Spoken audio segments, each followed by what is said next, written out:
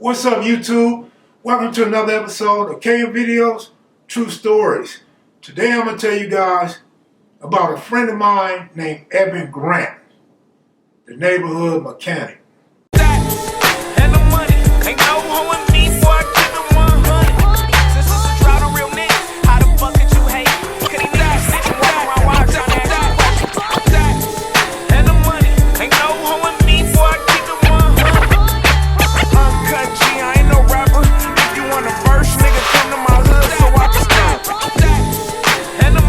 Was it. I never stopped banging. I started banging hard, then I got so hard till it was a shame. Welcome to another episode of KM Videos, True Stories. So I was sitting here thinking, I don't know what story to tell about Evan. I got so many stories. But his real name was Evan Grant. And he grew up with my sisters. He lived right around the corner from us on Keniston and 57.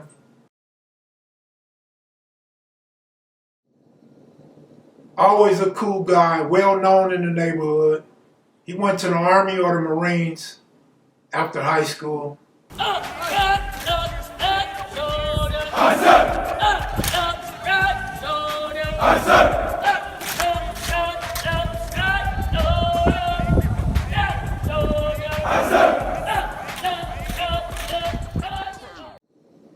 So he came home in shape. He could run, jog, lift weights. You know, he was very agile and athletic. Feared none. He had no scary bones in his body. And when I say that, no, I mean it. I know how a lot of people like to think that if you say you wasn't scared, you lying. Evan didn't scare nothing. I don't know if he was taught that in armed services or he just didn't give a damn about life, but Evan was a down dude. Always smiling, very respectful, very helpful. He used to help people's mom take groceries in the house. He worked on everybody's cars. He was the neighborhood mechanic. Evan was about a shade darker than me, just barely darker than me. As he got older, his hair started to recede. So he shaved his head off. He rocked a bald head like Michael Jordan. But a lot of times, Evan didn't shave his head, so you could see the hair growing back in on the side of his head, not the top. And, you know, like I said, he grew up with my sisters and everything. I want to say he played football, but I'm not certain. I think Evan played football for Palisades High School back in his days. In fact, Evan was one of the top defensive players throughout the city of Los Angeles. He was 5'11" and weighed 175 pounds and made the city's first all-team defense. But now, the 1980s come, and crack hits the scene. It didn't take long to tell that Evan was smoking, because he went from dressing fresh, always happy, to now he's a little wrinkled up, something like me. He's dirty all the time from working on cars. His shoes are always oily and tore up, so I used to give him my old shoes. Not too old, still in good shape. I would give him my Air Force Ones, my Chuck Taylors, my Nike Cortez, and things like that. I even gave him a pair of Jordans one time. And Evan comes walking up the street one day looking like me. He got on some blue Nike Cortez with some blue strings, some Trash Man green khakis, and a green and white striped shirt. And he got a blue rag in his hand. I'm like, Evan, what you doing with a blue rag? He's like, oh shit. When you gave me these pants, had a dub in it and a blue rag, so I thought you was giving me this. I laughed, but I really wanted my dub, man. Like, you got a dub out me and I didn't know? Did you spin it with me or did you spin it with somebody else? Evan was always there for me, meaning he was really my friend. Like, I'll call him a smoker because he smoked, But I'm just using an adjective to describe the homie, no disrespect intended. I used to take Evan to Vegas with me. He would play the slot machines. He would shoot craps with me. So I got a lot of stories about Evan. I didn't really know which story to tell today. So I want to focus on who Evan was. Evan may have died about 1.5 years ago. But Evan would always wear this like green military jacket. Still smiling. But now his teeth look like a rhino or something, or a saber-toothed tiger. Something like mine. He even had the goatee. Something like mine. And I remember Evan went to jail one time. And he was in Wayside, county jail facility near Magic Mountain. And he calls me on the phone, collect. I answer the phone. That's back when we remember people's phone numbers. And he called my phone number a lot, so he knew my number by heart. And he was like, man, I'm up in here getting swole. I'm like, fool, you ain't even been to court yet. How you getting swole? He's like, nah, man, I'm serious. I'm eating and I'm doing my push-ups. So I'm like, yeah, all right, Evan. And then he asked for my address. And I give him my address, so he's writing me. He's writing me. And he tells me he's E-Bone from rolling 60s now. Because that's how the smokers do it in California. When they go to jail, somebody hit them up, where you live, where you from, where you live, and you tell them Slauson and Crenshaw, you're categorized as a rolling 60. And Evan knew everybody in the hood, so he was going to see 60s and he was going to see the squares from the area that's in jail. But Evan's on swole. And remember, he didn't fear nothing. So Evan claims the hood. He's E-Bone from rolling 60s. Man, this one of them smokers, nigga, that when he go to jail, this nigga represents the turf, nigga. When Evan gets out, he comes by the house, and he's telling me, what's up, cuz? I'm like, nigga, you ain't no crib. He's like, no, I'm just playing. But I was up in there, and I stayed solid. I'm like, yeah, what's solid, Ed? Eat? And he said, man, he used the T word. Yeah, them T's was up in there. You know, but they didn't want none. I'm like, man, you need to cut it out. Ain't no way. He like, nah, for real. And he started naming some homies that he was in there with. And I'm like, all right, that's cool, man. That's what's up. And so I always looked at E, and I would clown him about being E-Bone. It was a running joke. I would always say, E-Bone, E-Bone.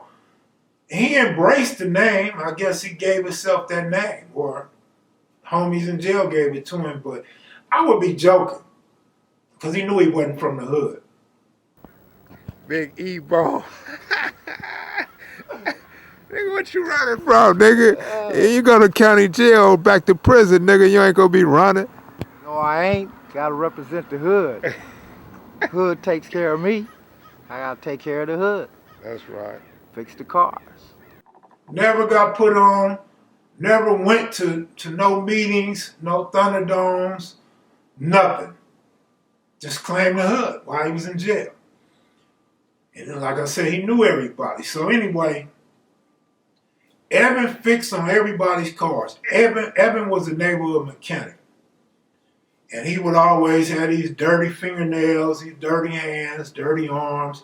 Sometimes he have oil on his face. And you ask him why he's so dirty, he would just laugh. Because he really worked. He really liked to help people. But Evan was the cheapest mechanic in the hood. Evan would change your brakes for $15, front and back, and go to Pep Boys or Track Auto to get them for you. He'd wait in line at the dealer if you wanted him to. Evan was the type of smoker, you don't give him credit. Like, you can't trust Evan with credit because Evan doesn't spend a lot of money at one time. Evan was like a $10 smoker. On a normal average day, Evan's gonna smoke $10. Maybe twice, maybe 3 times a day. And he's gonna be up all night. He knew where all the smokers was. He knew where all the spots was. He was a down dude. If you needed a partner on a burglary, a robbery, a car theft, whatever it was, Evan was gonna be there for you. He was a harmless guy. He wasn't gonna hurt nobody. Wasn't gonna threaten nobody. I think Evan probably worked on almost every car I ever had. And I ain't saying he was the best mechanic, because he wasn't. But he was very convenient and very cheap. So he could give you any minor fixes that you need to your car or whatever. He'll help you clean out your backyard, your garage. He was a strong dude, strong backbone. So he could carry anything. Evan was fit and strong and confident in whatever job it was that you gave him. So in 1988, my sister buys this Pontiac Le Mans, and it turns out to be a lemon. You know, a lemon is a car that breaks down every so often right off the lot. And you can normally get your money back or you can sue them. But my sister was trying to get to work. She had these 4 kids. She would always come by the house to check her mail, see me, moms, the rest of the family. So she didn't want to take the car back for whatever reason. We used to always tell her, take the car back. So about 2 years in, her transmission goes out. She had a stick shift. And she's frantic because she don't know how she's going to get to work. She don't know how she's going to get no money. And I'm telling her, don't worry about it. You just get the transmission, or give me the money for the transmission. I'll get somebody to put it in for you. So I guess this is the story I'm going to tell about E. I go get E, and E puts her car on the street in the middle, not in the middle of the street, but in the street, and he puts a transmission in the car. So sis got a transmission now. So when sis comes home, comes over, I tell sis, your car's fixed. So she comes and I see her back up. And I ain't thinking nothing of it. I go mind my own business, and my sister come in, she said, the car's going backwards. I said, it's going backwards? She said, yeah. And I'm like, I seen her going backwards. I thought she was checking her reverse and going backwards. So I go get in the car. The goddamn car, I don't know, there's like a chain or a wire. It's like a wire that goes to the gearbox or something, or something like that. But the car, first gear is now reverse, and reverse is now first gear. It's like the whole transmission is backwards now.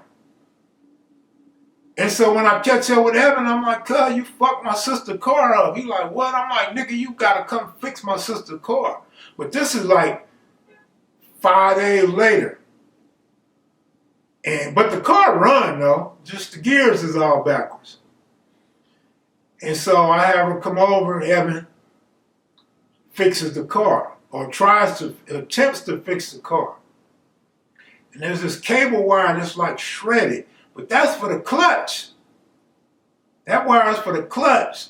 So now the clutch is like on the brink of not working, and pop, it breaks.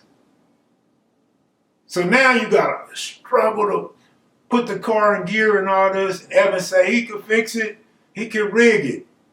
So he does something, he gets the wires and tie them in a knot or something, and clutch works now. But I'm like, cuz, you gotta fix the transmission. He just couldn't figure it out. So I don't know what to do, to be honest. So one day, he comes over and I got this pit bull. And he said, man, that's a mean ass pit bull you got. I said, yeah, wait till you see my other pit bull. His name's Roscoe. I call up Roscoe, what you doing? I ain't doing nothing. Hey, stop by real quick. So me and Evan outside talking, and Roscoe pulls up. I said, there go my other pit bull. And he started laughing. I said, no, he's gonna fuck you up if you don't fix the car. And he like, man, just don't kill me, man. Don't kill me, don't break my legs and nothing. I'm like, man, I'm not gonna do that to you. But you gotta fix the car. And he just couldn't fix the car. He couldn't get it right. he tried his best. He couldn't get it right. So when he goes up under the car, I tell him, I'm like, look, man, I'm going to drop this jack on your ass or I'm going to get Roscoe on your ass. Which one you want? And he rose from up under the car. He's like, man, I'm trying to fix the car. I'm like, man, this ain't right, Evan. I'm like, this ain't right, dog. He charges my sister $85, which I thought was a little too much to drop the transmission and put a new one in. And he's a smoker. I wanted to give him like 50. When I find out that he got $85 from my sister and the car don't work, man, I was hot as fish grease. I went looking for Evan. I couldn't find Evan for a few days. Evan is still on swole at this time, so I don't want to fight him. I ain't gonna stab him or shoot him. I might beat him with a bat or something, but Evan he's a friend amongst other things. He is a friend. And he's a family friend. The whole family know him. He was always welcome at our house. He wouldn't steal from us. He wouldn't lie to us. None of that stuff. So like I was saying, you don't give Evan credit because he never showed he was worth credit. And one time I gave E some credit and E don't show up. E all of a sudden now I don't hear from E no more. Some days go by, I can't find him. So everybody in the neighborhood was telling him I'm looking for him, but he's trying to avoid me. So now he's hanging out on Harcourt over this guy named Greg's house. And Greg calls me one day. Greg used to spin. So he tells me E was over there. So I'm like, oh shit. So I go around there. I told this story on the live streams one day.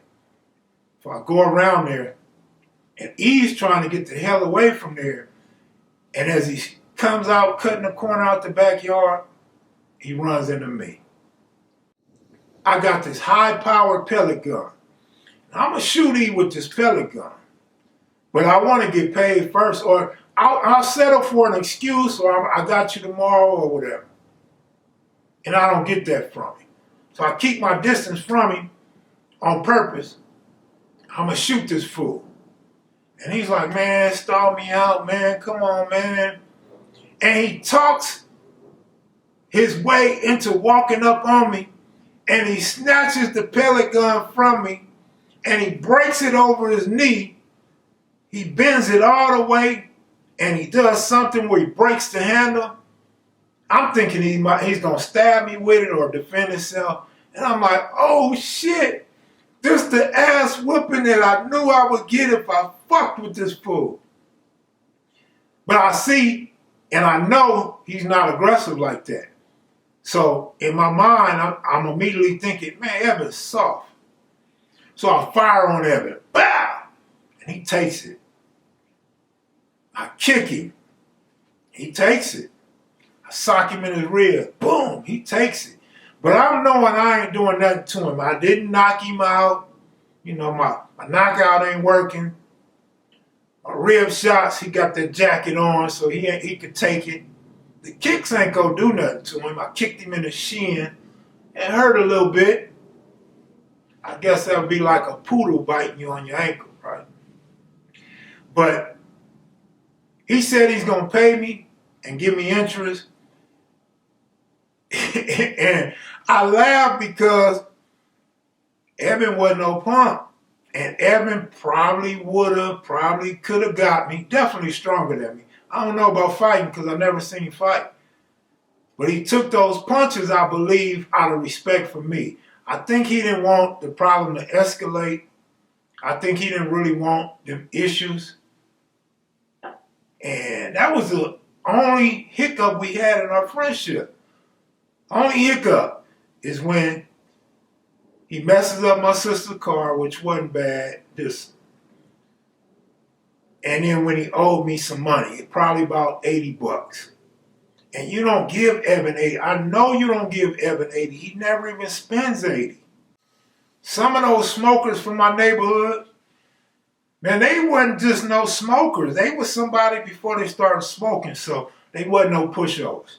You could get a cool fight with a smoker where I come from. I know that sounds ridiculous, right? But all bullshit aside.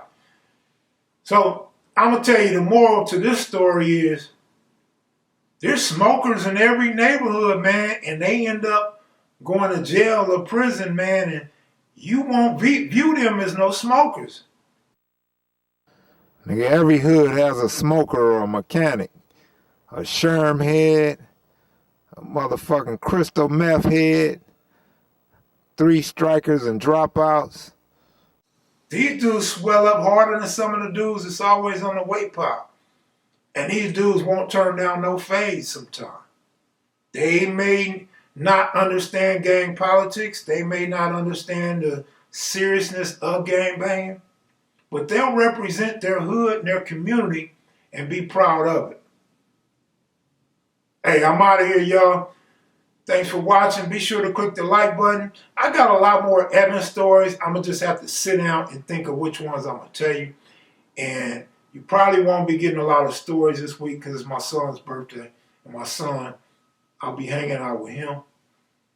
Be sure to leave a comment. If you're new to the channel, please subscribe. I'm out of here, y'all. Salute.